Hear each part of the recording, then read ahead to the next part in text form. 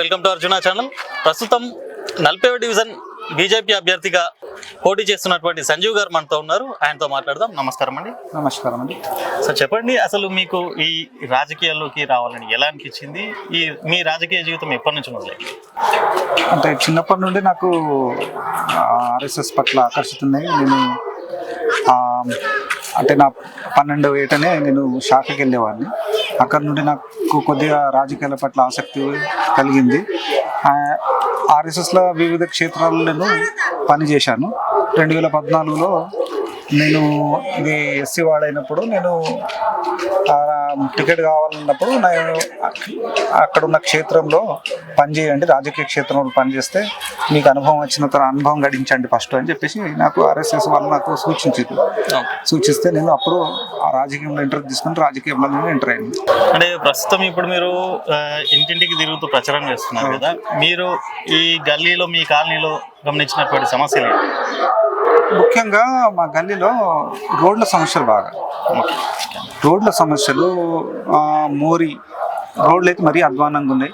గత 15 సంవత్సరాల నుండి 20 సంవత్సరాల నుండి పాలకులు ఇక్కడ గెలుచుకుంటూ వచ్చారు కానీ పూర్తిగా కాలనీని విస్మరించారు.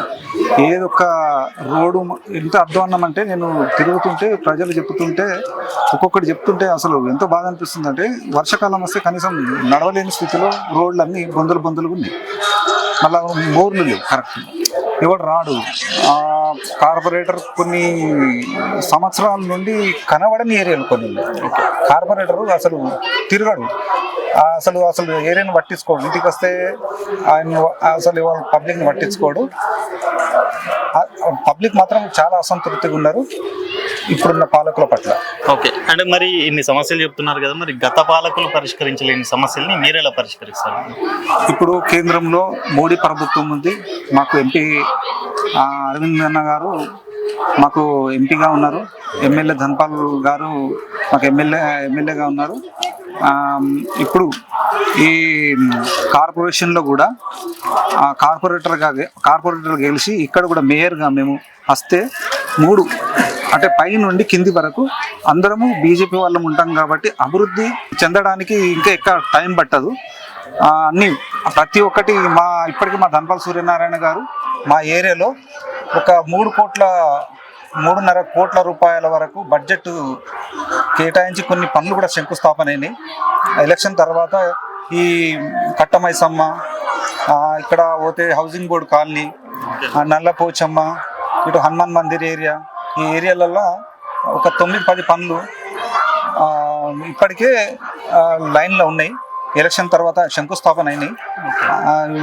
ఎలక్షన్స్ తర్వాత అవి పనులు తొందరగా అయిపోతాయి.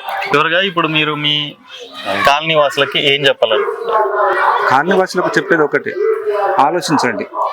ఆలోచించి గతంలో కార్పొరేటర్గా ఎవరైతే ఎన్నుకున్నారో వాళ్ళు చేసే మోసాలను మీరు పసిగట్టారు, మీరు కూడా అనుభవపూర్వకంగా తెలుసుకున్నారు.